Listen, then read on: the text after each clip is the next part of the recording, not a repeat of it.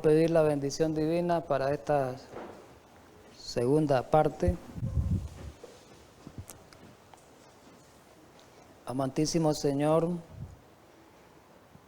que moras en los cielos, gracias infinita a esta hora de nuevo para reanudar el estudio de tu palabra. Esta serie interesante sobre Daniel, el libro de Daniel, que reviste tanta importancia en este tiempo final. Ayúdanos a entenderlo, danos sabiduría como se la diste a Daniel. Ayúdanos para que pongamos en mente esta enseñanza y pueda ser aplicada a nuestras vidas también. Danos el poder de lo alto a través de tu Espíritu y que el Espíritu Santo sea el encargado de hacer una obra especial en cada uno de nuestros corazones, en Cristo Jesús. Amén. Bueno, muy bien, de nuevo, hermanos, vamos a continuar con la serie Daniel, un libro para nuestros días, pero vamos al cuarto tema, los poderes mundiales en Daniel 7. Un poquito antes de entrar a esta parte, esto de los poderes mundiales del capítulo 7 de Daniel es un capítulo muy importante, muy interesante, igual que el capítulo 2, pero este reviste también, juntos los capítulos 2, como vamos a verlo más adelante, 2 y 7, revisten una importancia muy interesante porque constituyen ser una columna central en el estudio de la profecía sobre el libro de Daniel. Quiero anunciar algo con referente a este tema. El capítulo, debido a la amplitud del capítulo 7, no lo vamos a poder abarcar en un solo tema. Hoy vamos a ver las 4 bestias proféticas nada más. Después tendríamos un estudio especial sobre el cuerno pequeño. Y ese es un estudio más especial y sobre el juicio. Es importante ver todos esos detalles de la profecía para que no nos perdamos en el estudio consecutivo de esta profecía, porque reviste, como decíamos, una importancia muy capital en este tiempo. Vamos a comenzar con esta introducción interesante. El capítulo 7, decíamos la semana pasada, en el estudio que tuvimos las características especiales del libro de Daniel, no sé si lo recordamos, hermanos que nos están viendo y hermanos que estamos aquí. Decíamos la semana pasada que el libro de Daniel tenía, ¿cuántos capítulos? ¿Quién recuerda? 12, ¿verdad? Y que parte de esos 12, los 6 primeros eran historia, entrelazadas algunas profecías. Pero los capítulos 7 al 12 eran profecía, alguna parte histórica. Es decir, estamos estudiando, dice, la segunda parte del libro, vamos a comenzar a estudiarla. Después vamos a estudiar otros aspectos de la profecía, pero hoy vamos a estudiar la parte profética, más propiamente dicha, con el capítulo 7. Este capítulo contiene sueños y visiones que revelan el futuro, no a un rey, sino a Nabucodonosor. Ahora, el bosquejo sigue siendo el mismo que presentamos hoy en el estudio del capítulo 2, el mismo, los 4 imperios, pero vienen más detalles que el capítulo 2, porque el capítulo 2 es una profecía, pudiéramos decirlo, base, una profecía básica, y tanto el 2 como el 7 son profecías básicas, elementales para entender el capítulo 8, para entender el capítulo 9 y para entender el capítulo 10 y 11. Por eso reviste mucha importancia estudiar en este orden. Los capítulos, quiero hacer mención, los capítulos 2 y 7, ¿verdad? Por lo que acabo de decir, son la columna vertebral de la profecía apocalíptica de Daniel. Son la base para poder entender las otras profecías. Y estudiar estos 2 capítulos unidos, ¿verdad? Hay un paralelismo entre los dos, da la clave para interpretar las otras profecías apocalípticas de Daniel.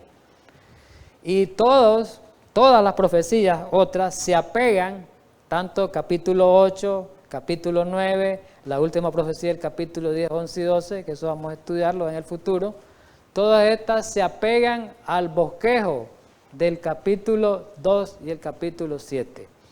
De manera que Daniel 7 tiene similitudes y diferencia con el capítulo 2. pero el capítulo 7 amplía lo que revela el capítulo 2 porque da más detalle. Aparece el juicio y en el capítulo 1 no aparecía el juicio. Aparece un poder representado por el cuerno pequeño y no aparece en el otro capítulo. Ahora, el simbolismo es diferente. Uno habla de bestia y el otro habla de metales, pero el mensaje es el mismo. ¿Cuál es el mensaje? Que Dios, ¿verdad?, va a establecer el reino eterno y van a ser destruidos, van a terminar un día todos estos reinos, ¿verdad? Todos estos reinos. Ese es el mensaje. El establecimiento del reino eterno con la segunda venida de nuestro Salvador Jesucristo. ¿Estamos de acuerdo?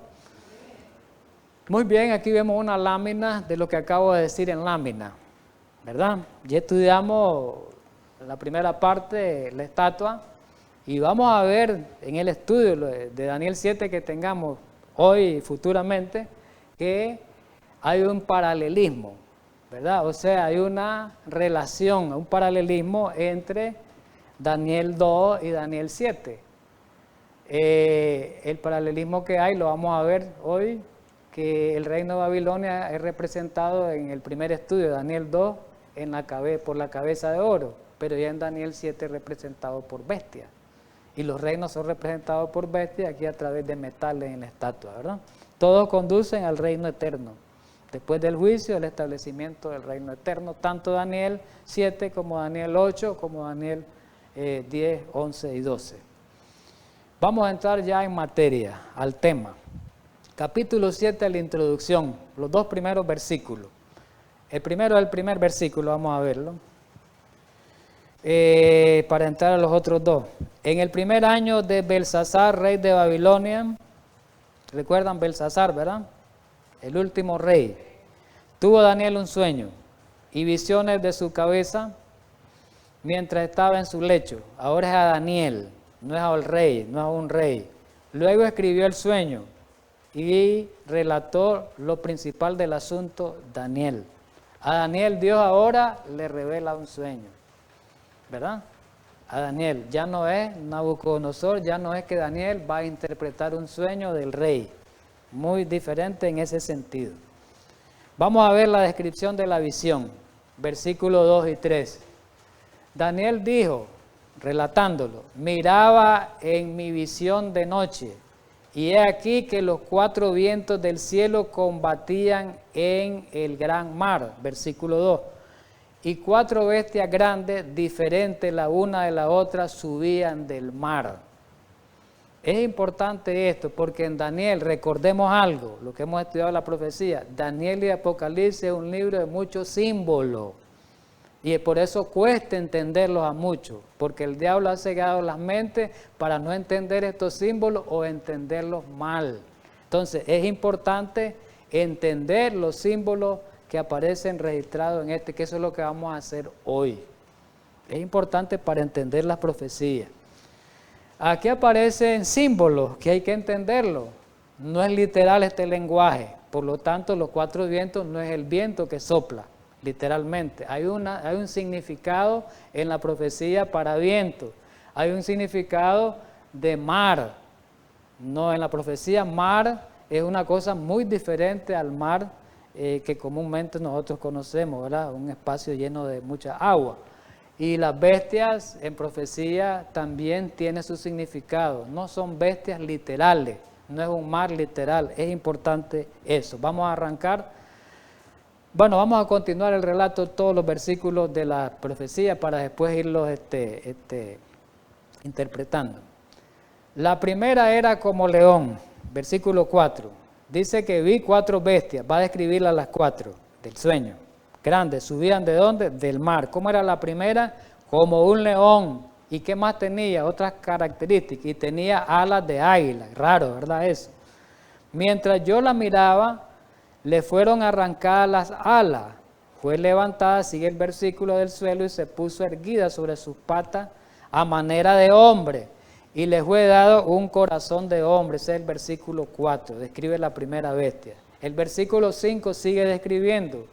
Y he aquí que otra bestia semejante a un oso, una característica relevante la que viene, Se levantó a su lado, tenía en su boca, se levantaba de un lado, quiere decir, en la versión 60, tenía en su boca 3 costillas entre sus dientes. Todo eso hay que buscar esa simbología. Y le fue dicho así: levántate, devora mucha carne. Versículo 6. Después de esto yo miraba, y he aquí otra bestia como un leopardo, otra bestia que tenía en su espalda 4 alas de ave. Esta bestia también tenía 4 cabezas y le fue dado dominio. Versículo 7. Después de esto seguí mirando en las visiones de la noche, y he aquí una cuarta bestia, espantosa y terrible. Qué interesante esta descripción. Y en gran manera fuerte. Sigamos el mismo versículo. La cual tenía unos dientes grandes de hierro, devoraba y desmenuzaba, y los sobrantes lo pisoteaba con sus patas. ¿Verdad? Versículo 8, para terminar la visión, después ir a la explicación. Mientras yo contemplaba los cuernos, aquí que otro cuerno pequeño salía de entre ellos, y delante de él fueron arrancados 3 cuernos de los primeros. Y he aquí que este cuerno tenía ojos como de hombre y una boca que hablaba grandes cosas. ¿Verdad? Ahora vamos a identificar los símbolos. Miramos la visión que Dios le presentó, o el sueño a Daniel, visión. Le presentó el mar, unos vientos del mar, surgían 4 bestias grandes, 4 grandes bestias. Él la describió como león, como oso, como leopardo, con características adicionales, especiales, y una gran bestia que lo asustó a Daniel en el sueño, ¿verdad? Terrible, dijo él. Vamos a comenzar primero los versículos 2 y 3. De los vientos, ¿qué representan los vientos mencionados en el versículo 2? Porque recordemos algo, en el versículo 2 de Daniel nos decía, ¿verdad? De que Daniel 7, miremos lo que decía el versículo 2, para no regresarme ahí en la imagen. Decía el 2, yo miraba en visión de noche, dice, y he aquí que los 4 vientos, importante esa palabra, los 4 vientos del cielo combatían en la gran mar. Los 4 vientos. ¿Qué significa? ¿Qué representan los vientos en este pasaje mencionado? Vamos a verlo con la Biblia. Dice que hay un principio de interpretación, ¿verdad?, que la usan los teólogos, y es bíblico, pues, no es inventado por el hombre, es bíblico, porque Jesús lo usó. Dice que la Biblia se interpreta por sí sola, por sí misma. Quiere decir que cada símbolo lo vamos a interpretar con la Biblia. ¿Estamos entendidos? Miremos qué interesante es esto. Jeremías nos va a ayudar ahorita a entender qué significa viento en esas profecías.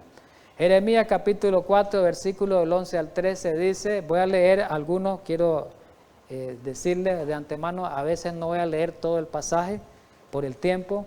Ustedes lo pueden ver, notar ahí, anotar, para que lo lean con más tiempo, ¿verdad? Voy a leer algunos detalles nada más, pero voy a leer esta parte sí, este primero.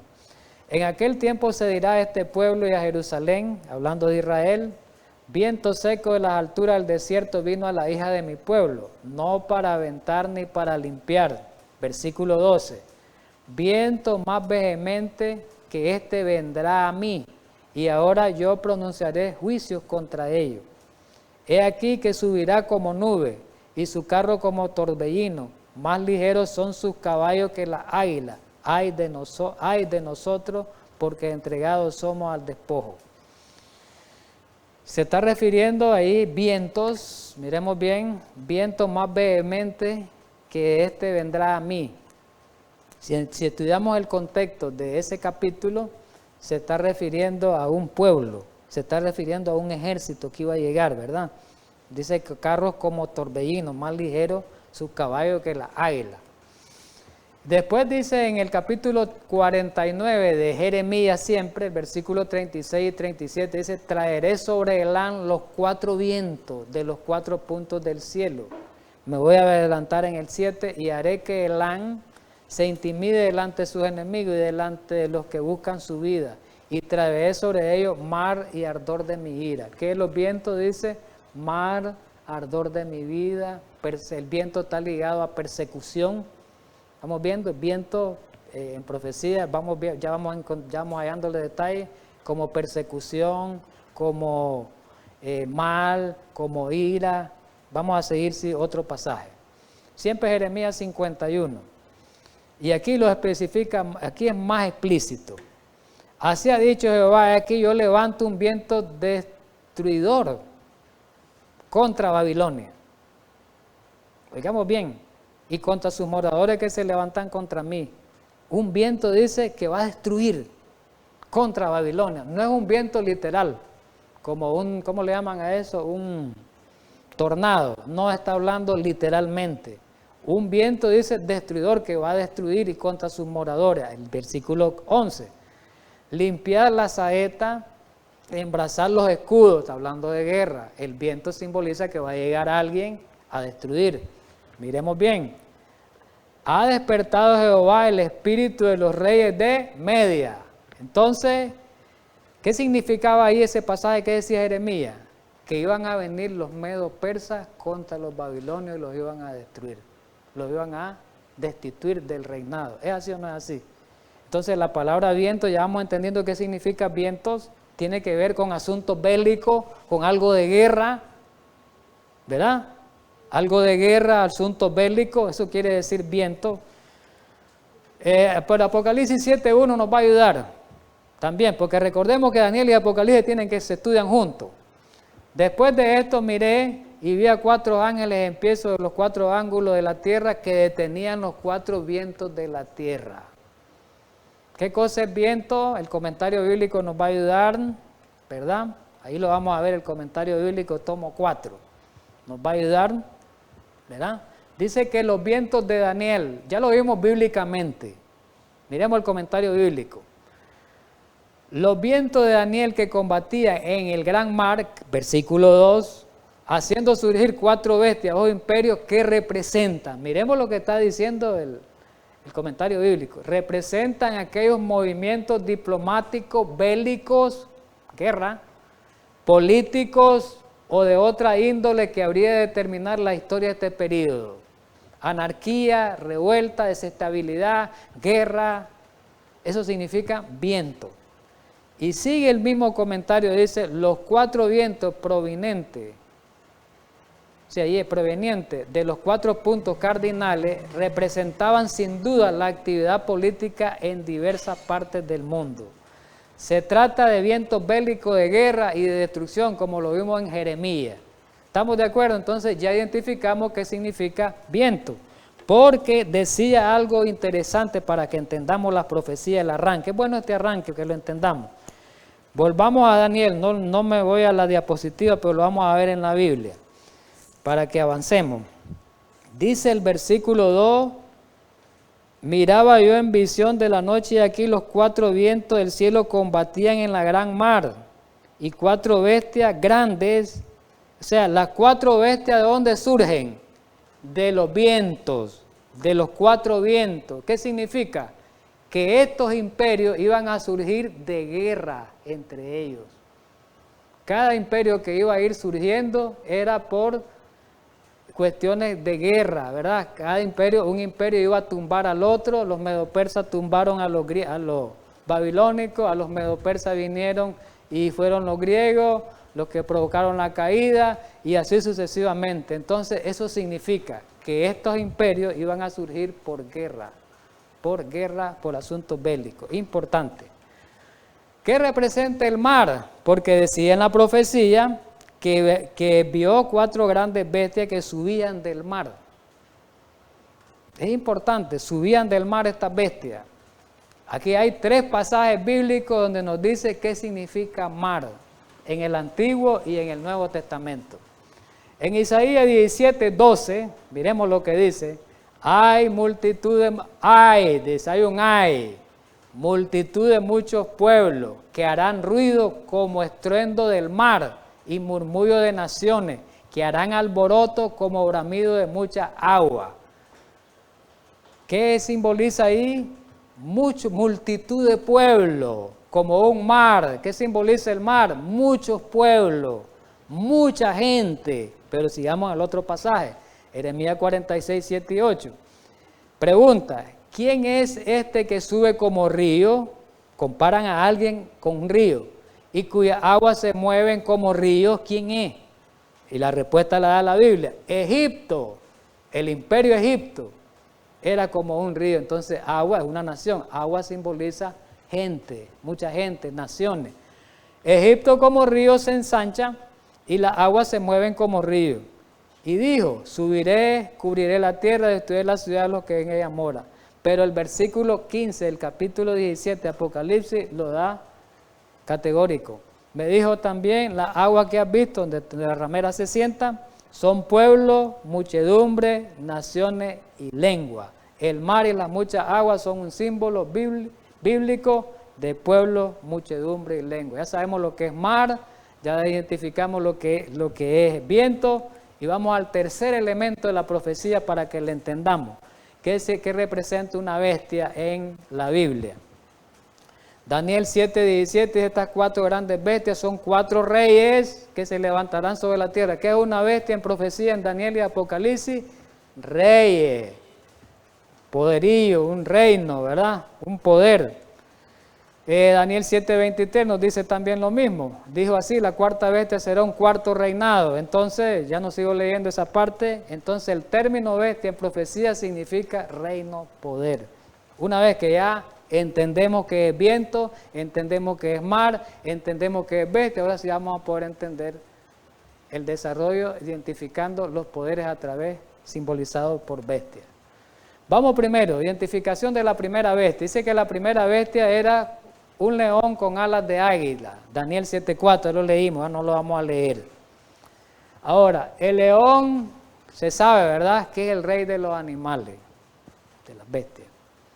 De la misma manera el águila, el rey, es la reina o el rey entre las aves.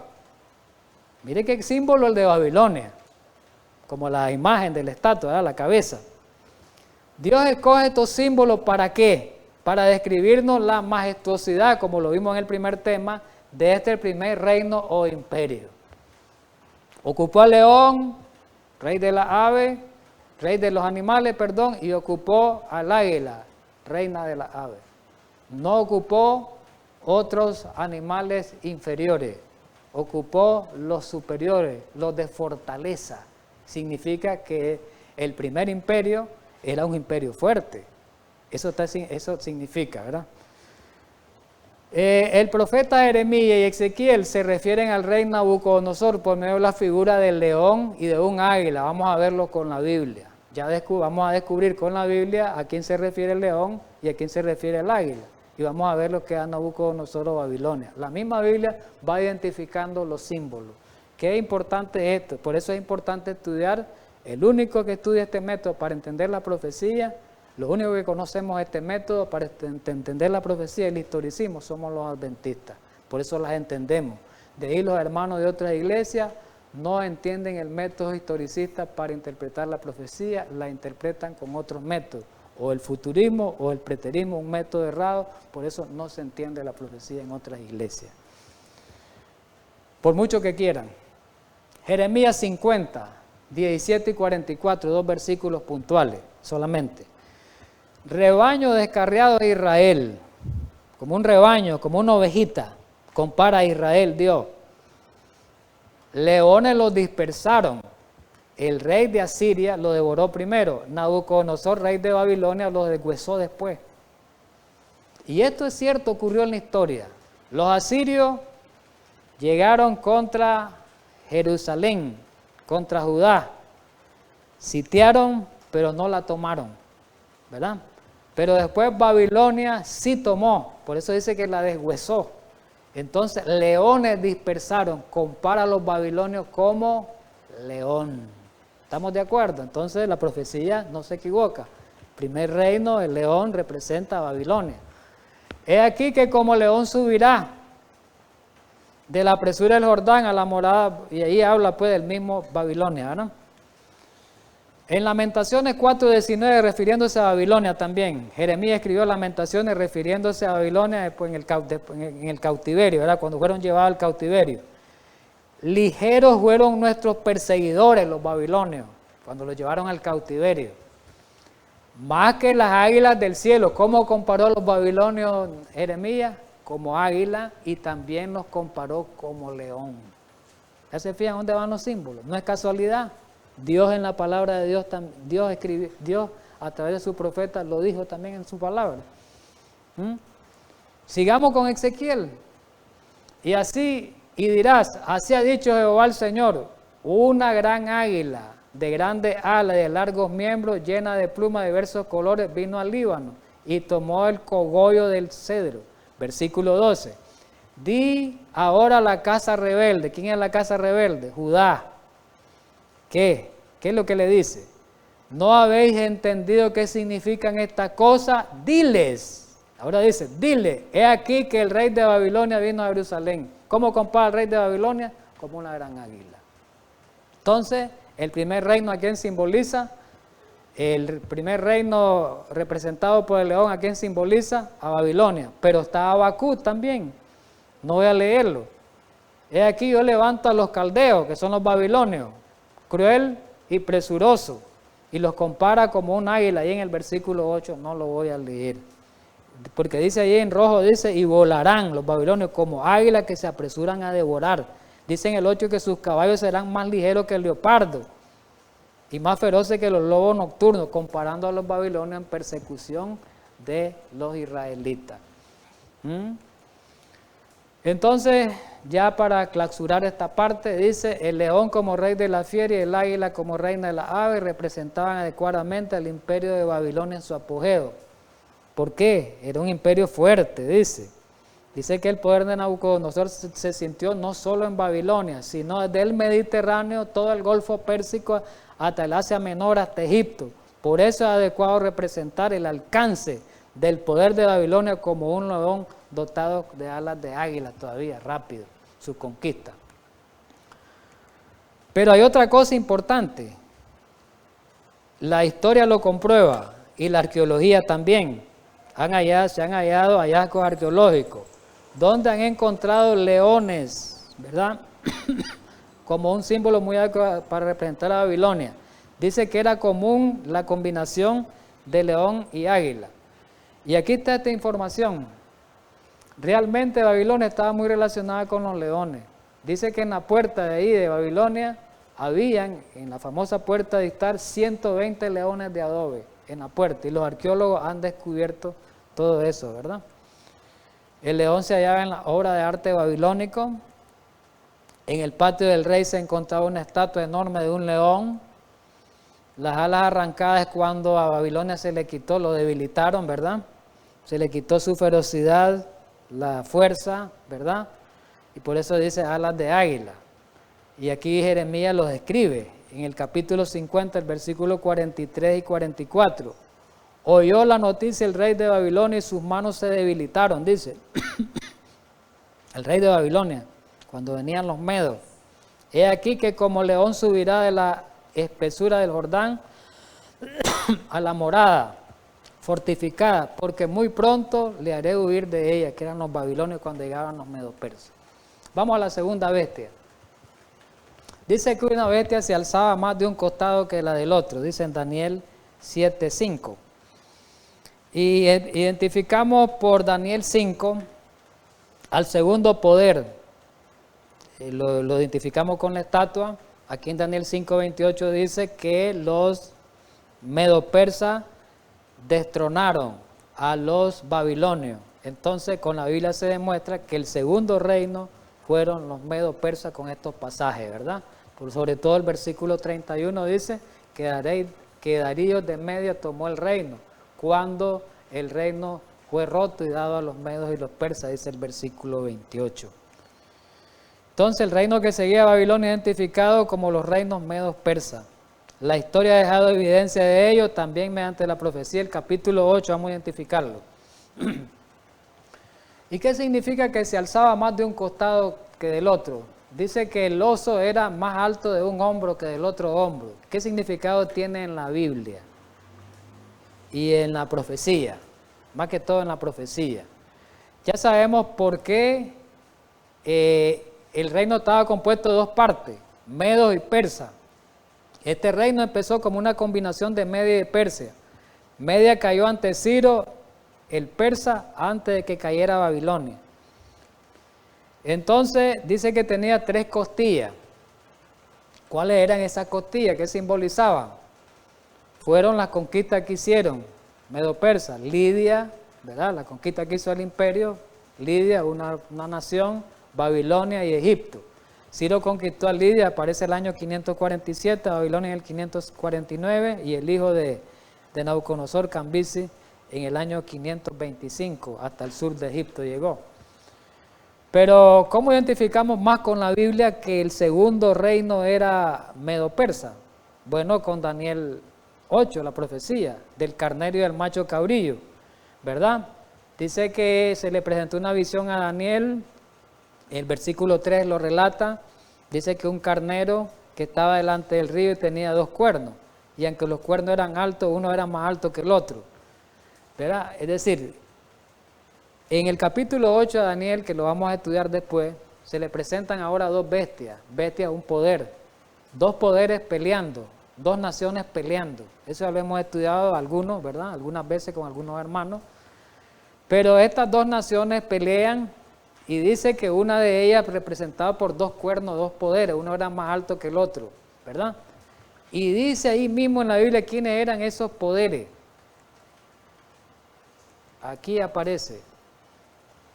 Ahí aparece, en cuanto al carnero que viste que tenía 2 cuernos, estos son los reyes medos y persas. Uno era más alto que otro, los persas tenían más poder que los medos. Ahí aparece la historia, el historial. El carnero de Daniel 8, 2 cuernos, uno más alto, el cual crece después. Y está el imperio medo-persa que hicimos mención hace poco, ¿verdad? Me adelanté un poquito. Bueno, esa parte no interesaba, solamente era para...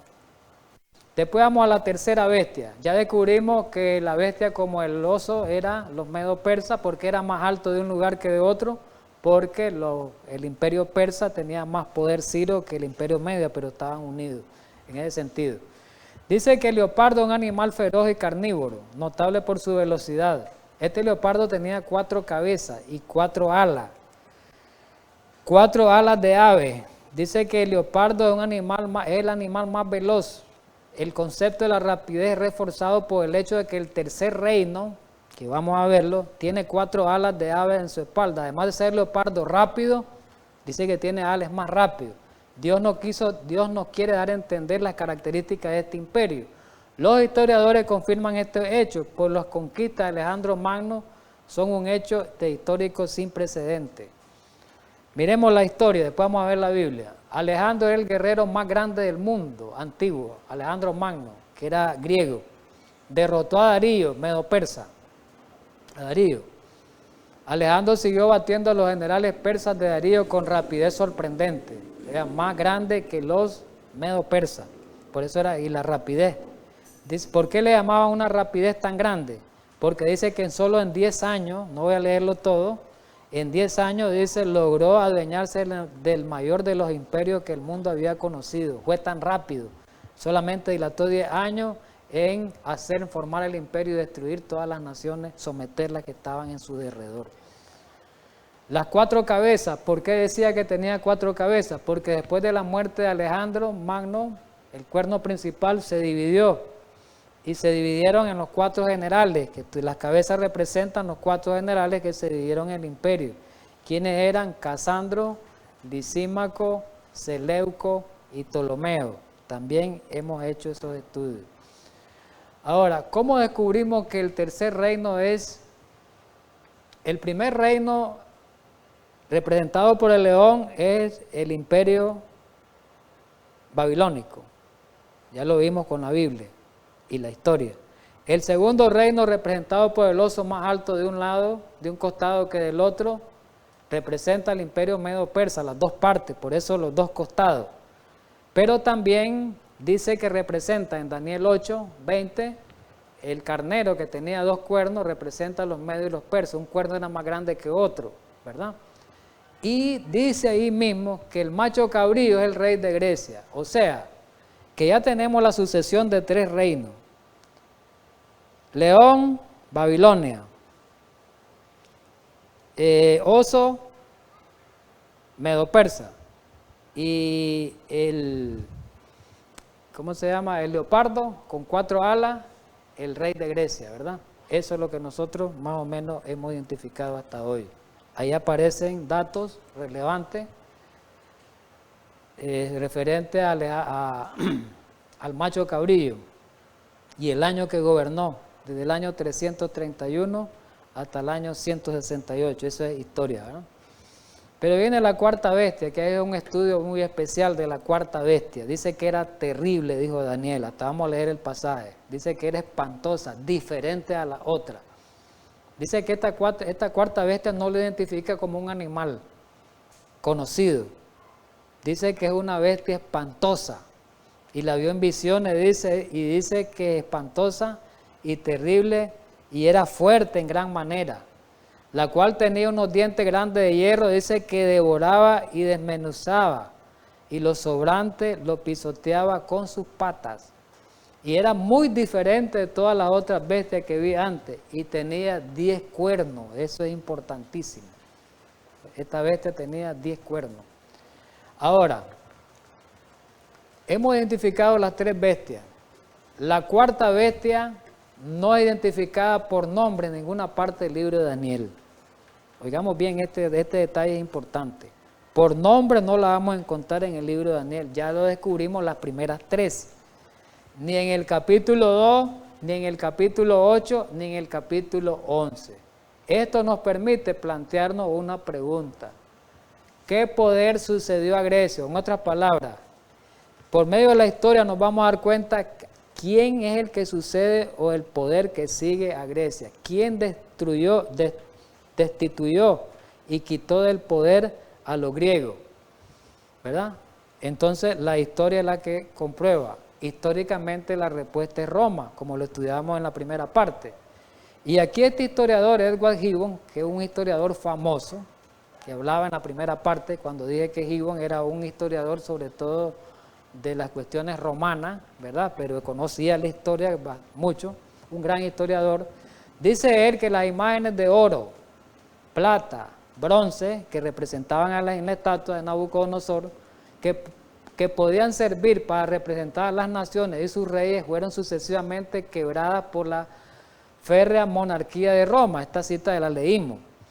Recordemos que Roma en la estatua era representada por ¿qué metal? Por el hierro. Pero dice que ese hierro férrea, la representada, ¿verdad?, por la parte férrea, dice el hierro, dice que fue el que destruyó al bronce, que era el que seguía en sucesión, porque el oro representaba a Babilonia, la plata representaba a Medo-Persa y el bronce representaba a los griegos. Y después del bronce seguía el hierro, recordémoslo en la estatua, ¿verdad?, por la monarquía férrea. Entonces la historia comprueba que después de los griegos seguían Roma, ¿verdad? Esa bestia espantosa era Roma. Después, la historia dice que después de la muerte de Alejandro Magno, su imperio se debilitó y se dividió en 4 generales, 4 partes. Y en el año 168, dice la historia, Roma, el imperio de hierro, derrotó a los griegos en la batalla de Pitna. Eso es un dato histórico. Y aquí está este dato histórico, historia de hombre. Estamos en pleno periodo de decadencia del pueblo griego, que terminó convirtiéndose en una provincia romana con el nombre latino de Acaya. Ya no se llamó Grecia ni Macedonia, sino se llamó Acaya y pertenecía a Roma. Roma conquistó a Galia, España, Macedonia, Grecia y Siria. Tenía el completo dominio sobre el Mediterráneo. Lo comprueba la historia. ¿Qué significan esos dientes grandes de hierro? Los enormes dientes de hierro hablaban de la crueldad y fuerza del imperio romano. Roma devoraba las naciones y pueblos en su conquista. Era muy fuerte. Algunas veces destruía ciudades enteras, como en el caso de Corinto en el año 146 a.C. Otras veces dice la historia reinos tales como Macedonia y los dominios seleucidas, los que eran divididos y convertidos en provincias. Llegamos a esta parte, la parte que estamos analizando las bestias. Babilonia gobernó, representado por el león, del año 605 al 539 antes de Cristo. Después siguieron los medos y los persas, dice la historia, del 539 al 331 antes de Cristo.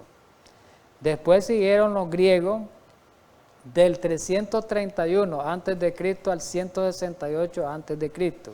Y después Roma, aquí está hablando de Roma pagana, no de Roma papal, que eso lo vamos a estudiar después, desde el año 168 antes de Cristo hasta el año 476. Y miremos que en este recuento histórico de la historia universal, ahí está la página 264 y 265, miremos lo que dice la historia con referente a lo que estamos estudiando. La ruptura del Imperio Romano, cuando el Imperio Romano cae, como lo vimos en la primera parte, los inicios de la época bárbara, recordemos que fue la invasión de los bárbaros, estudiado en el primer tema, fue la que tumbó al Imperio Romano. La civilización romana no ha muerto de muerte natural, dice el historiador, ha sido asesinada. Al este estaban los godos, una de las 10 divisiones del imperio, ¿verdad? Representado por los bárbaros, dividido en ostrogodos, otro de los que lo vamos a estudiar en el tema posterior. Los visigodos. En el centro y oeste estaban los vándalos, va a ser objeto de estudio esto, ¿verdad? Estaban los burgundios, estaban los suevos, estaban los alamanes, estaban los francos, al norte se encontraban los anglosajones. Recordemos en el estudio anterior que hicimos la estatua, que en la actual Europa actual, representa hoy en la actualidad, todos esos países europeos eran, digamos, una descendencia de la tribu bárbara, ¿verdad? Ahora ya tienen que casi el nombre lo preservan, pues, porque por ejemplo los francos ahora es Francia, los anglosajones ahí queda Inglaterra, los alamanes ahí queda Alemania y así sucesivamente, ¿verdad? Podemos verlo aquí en este mapa, ¿verdad? De los 10 cuernos, que eso vamos a estudiar, principalmente el cuerno pequeño, porque dice que esa bestia tenía 10 cuernos. ¿Qué simboliza un cuerno?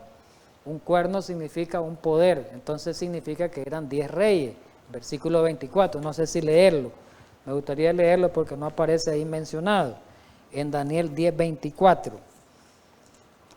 Esto es interesante, hermano, porque nos va a ayudar a entender el tema que viene, que sí lleva bastantes cosas espirituales con respecto al cuerno pequeño, que es el tema próximo.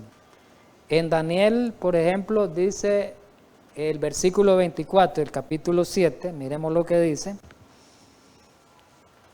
Hablando de la cuarta bestia, el versículo 23 dice que iba a ser un reino sobre la tierra, que iba a ser diferente de los otros reinos, pero el 24 dice que esta bestia sabemos que tenía 10 cuernos, y los 10 cuernos significa que de aquel reino se levantarán 10 reyes. Entonces, un cuerno significa un reino. Quiere decir que todas esas divisiones del Imperio Romano eran reinos, ¿verdad? Si vemos, miremos la ubicación antigua, los anglosajones, ¿dónde queda hoy Inglaterra? Los francos, ¿dónde queda Francia? Los alemanes, ¿dónde queda hoy Alemania? Los burgundios ahí por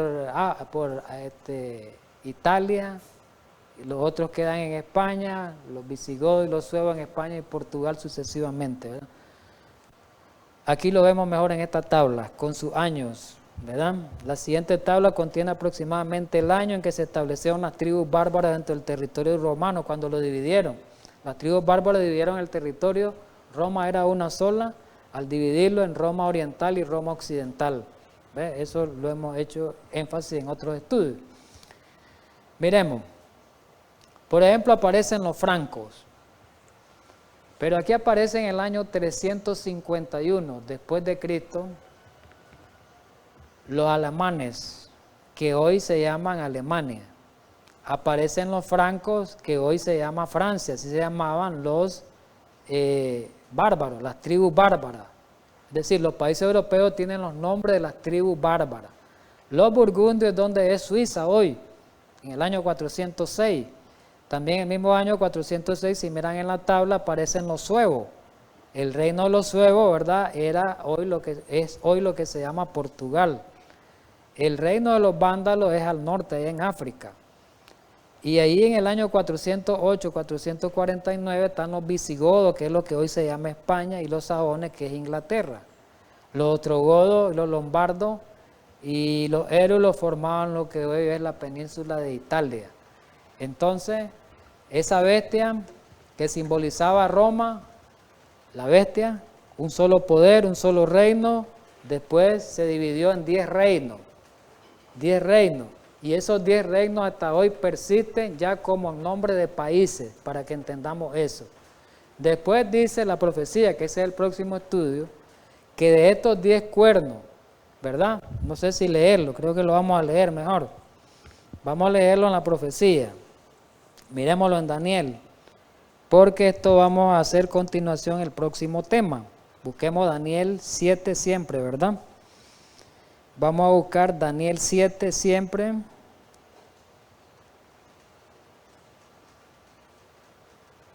Ya lo tenemos.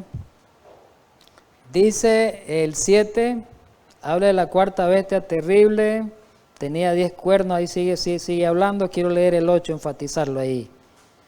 Mientras yo contemplaba los cuernos, los 10, he aquí que otro cuerno pequeño salía entre ellos, y delante de él fueron arrancados 3 cuernos de los primeros, y aquí que este cuerno tenía como ojos de hombre y una boca que hablaba grandes cosas. Hoy no vamos a describir eso, ¿verdad? Pero sí estamos describiendo los 10 cuernos. Hoy estamos describiendo los 10 cuernos y en el próximo estudio del cuerno pequeño, la identidad. Entonces, ¿qué significa? Que eran 10 reyes. Ahora son 10 países que quedaron en la sucesión de esos reyes. Pero dice algo interesante, que de esos 10 quedaron 3, que eso lo vamos a ver con la historia. Pero de esos 3 quedó uno. Y ese poder uno era diferente a estos reyes. Estos reyes eran reyes políticos, militar, pero ese otro rey, ese otro cuerno, pues el pequeño, que representa a un rey, era muy diferente porque tenía como ojos de hombre y hablaba grandes cosas. Blasfemia quiere decir eso, que no vamos a entrar en la identidad de ellos, ¿verdad? Solamente estamos haciendo un poquito. Bien, Daniel 7, del 17 al 18, no vamos a entrar, repito, a la descripción del cuerno pequeño, ese es un estudio para la próxima semana. Pero en Daniel 7, 17 y 18, miremos lo que dice la profecía. Estas 4 bestias, grandes bestias, son 4 reyes que se levantarán en la tierra. ¿Qué va a pasar después de eso? Después recibirán el reino los santos del Altísimo y poseerán el reino hasta el siglo eternamente y para siempre. Oigamos bien, dice que después de estas bestias, de estas 4 bestias que aparecen descritas, como en la estatua, después de los metales y de los pies, la mezcla barro con hierro, después del análisis de estas 4 bestias, junto con el cuerno pequeño que no lo hemos estudiado, dice que van a recibir los santos, el pueblo de Dios, los que se van a salvar, para que entendamos, van a poseer el reino y van a vivir eternamente y para siempre. Pero el versículo 27 es claro, y miramos lo que dice el 27. Y que el reino y el dominio y la majestad de los reinos debajo de todo el cielo sea dado al pueblo de los santos del Altísimo, cuyo reino es reino eterno, y todos los dominios le servirán y obedecerán. ¿Quién no desea formar parte de ese reino eterno? ¿Qué es lo que está tratando de decirnos la profecía? Que todos los reinos en este mundo que han habido a través de la historia y los reinos que persisten hoy, las potencias que persisten hoy, van a ser destruidas y van a ser tirada al polvo. Y se va a establecer el reino eterno, un reino para siempre, que nunca más va a ser destruido. Ese es, podríamos decir, el propósito de esta profecía, igual que la primera que estudiábamos. ¿Recuerdan? ¿Cuál era el propósito? Mostrar que esa piedra que fue cortada del monte representaba a Cristo Jesús, que era la roca eterna, y que esa piedra simbolizaba el establecimiento del reino eterno que iba a destruir todos los reinos terrenales. De igualmente, en el capítulo 7 habla de lo mismo. Una vez que sean destruidos todos estos poderes de la tierra, se va a establecer el reino eterno. Mientras no sean destruidos, no se podrán establecer. Vamos a la aplicación. Ya vamos en los últimos minutos. Es importante esta aplicación. El cumplimiento de la profecía de Daniel 7 en la historia del mundo, desde Nabucodonosor, confirma para todo creyente la veracidad de la palabra de Dios. Ahí nos vamos a parquear un poquito, a parar. Pregunto, esta mañana, Dios dijo que el león iba a ser el primer imperio en los tiempos que estaban en los tiempos de Daniel, ¿sí o no? Y estaba en los tiempos de Daniel, se estaba cumpliendo. Pero Dios anticipó por medio de la profecía que venía un segundo imperio.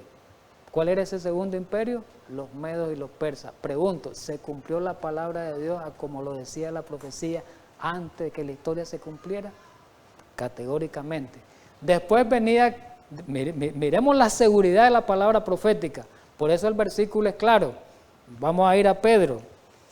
Para que apliquemos aquí, hermano, no podemos irnos así por así nomás, ni despedirnos así por así nomás, sin darle la aplicación correcta y espiritual a la profecía. Miremos en la segunda carta de Pedro, conocido ese pasaje, lo hemos citado muchas veces aquí, segunda carta de Pedro, para que miremos la profecía, no la tomemos la profecía como cualquier cosa. Dice en el capítulo 1, el versículo 19, tenemos la palabra profética más segura. Pregunto, ¿la profecía es segura? ¿Por qué? Porque se cumple al pie de la letra. Se cumplieron al pie de la letra la profecía de Daniel 2 de la estatua con los reinos, la profecía de Daniel 7 con las bestias. Literalmente. Dios dijo, hasta dio las descripciones, como, las características, cómo iban a ser esos reinos.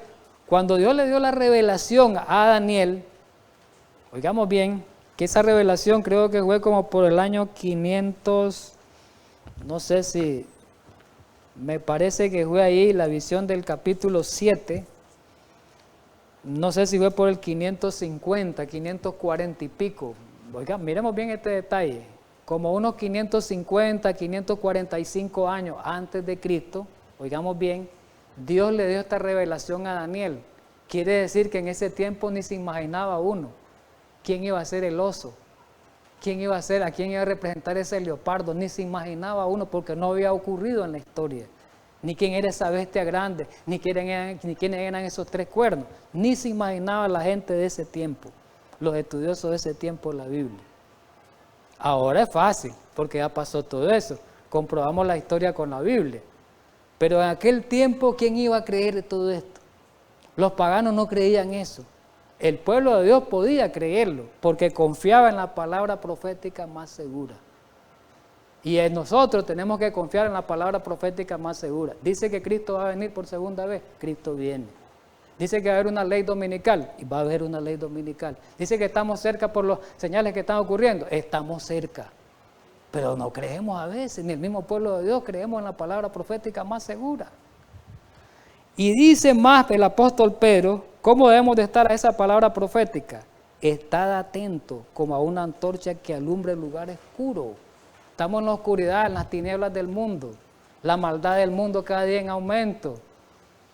Entonces, en medio de estas tinieblas espirituales que hay, Dios nos quiere dar una luz por medio de la profecía, porque es la palabra profética más segura, como se la dio a Daniel en aquel tiempo.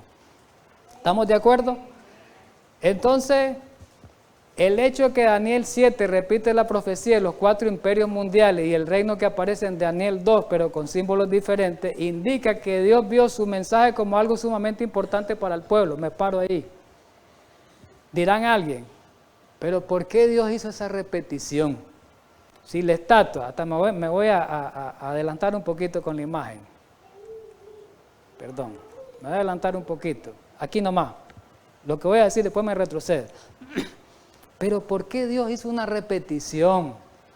El mensaje de la estatua es el mismo de las bestias. ¿Para qué Dios andaba repitiendo las cosas? ¿Saben por qué Dios repite? ¿Saben por qué Dios hizo esa repetición? Aquí lo dice el escrito. ¿Qué indica? Que Dios vio su mensaje como algo sumamente importante para su pueblo. Por eso es la importancia, lo miró el capítulo 7 de Daniel como muy importante. Y ahora para los adventistas es más importante que esperamos el segundo advenimiento de Cristo. ¿Por qué?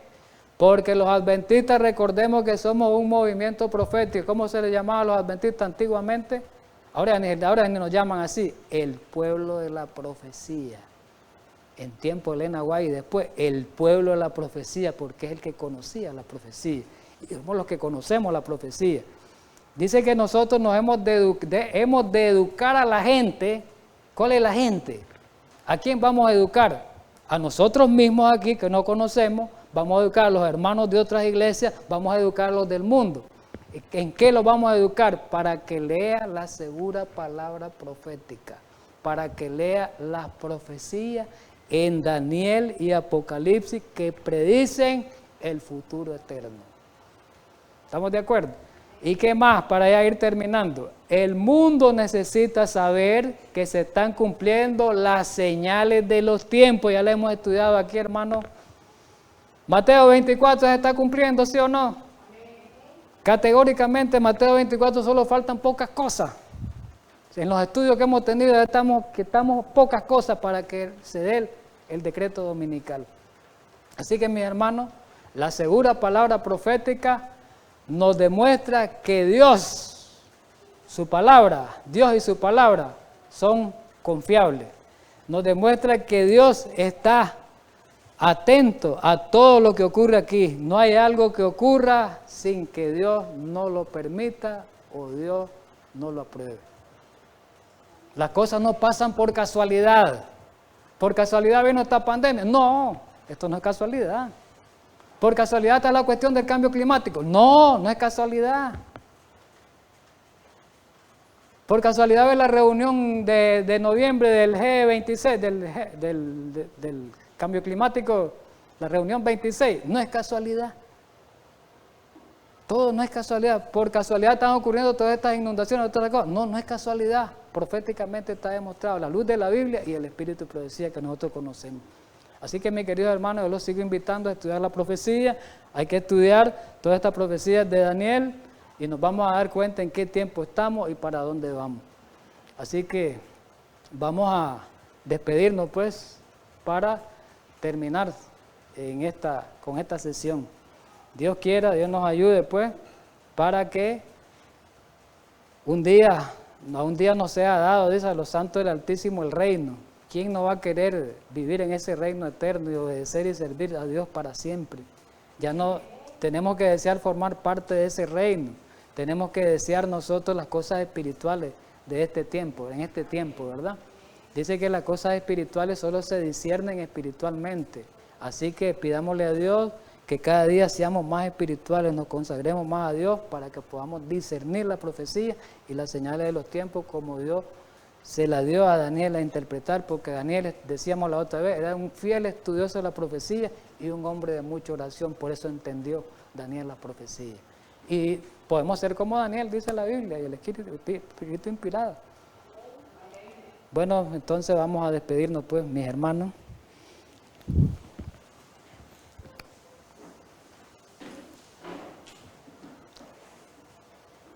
Dios eterno, Padre de misericordia, gracias infinitas siempre por habernos dado la oportunidad de estudiar la segura palabra profética.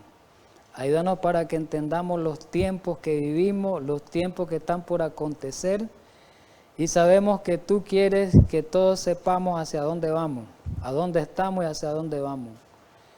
Nosotros sabemos por tu palabra inspirada cuál es el propósito tuyo al darnos esta profecía. Sabemos que el propósito principal es que creamos en ti a través de la seguridad profética y que podamos creer en que tú eres nuestro Salvador, en que también tú establecerás un reino eterno que va a perdurar para siempre. Y tú quieres hacernos partícipe de ese reino eterno. Ayúdanos, Señor, a esta hora para que podamos un día ser copartícipe contigo y formar un solo cuerpo, formar una sola iglesia, la iglesia del cielo y de la tierra unida para siempre. En Cristo Jesús. Amén.